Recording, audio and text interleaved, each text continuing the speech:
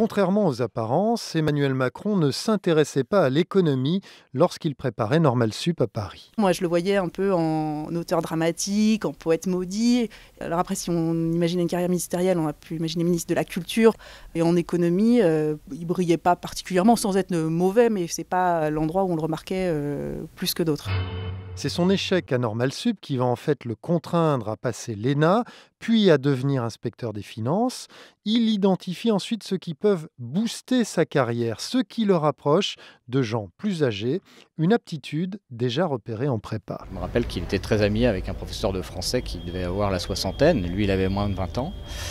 Et on avait le sentiment qu'il y avait une sorte d'attirance pour une société, la société des gens âgés, dont il avait envie de faire partie dès maintenant.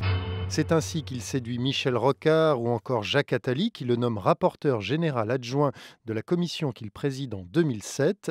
C'est là qu'il constitue le réseau qu'il convertira ensuite en client chez Rothschild. On voyait bien le futur banquier d'affaires qui avait bien compris qu'il y avait le président de Nestlé qui était là. Il allait bien plus loin que son simple rôle officiel qui était celui d'être un rapporteur général adjoint. Dernière clé du personnage, son épouse, Brigitte Trogneux, c'est elle qui l'a poussé à faire une grande école. On la voyait dans des réunions de cabinet à Bercy et elle est toujours à ses côtés. Un témoin direct d'un dîner m'a expliqué qu'elle avait dit ça à un dîner. Quelqu'un disait « Emmanuel fera un merveilleux candidat pour 2022 ». Et Brigitte a répondu « Mais peut-être, mais pour moi 2022, ce sera trop tard ». Maintenant, feu de paille ou naissance d'un homme d'État, ça, c'est la suite qui le dira.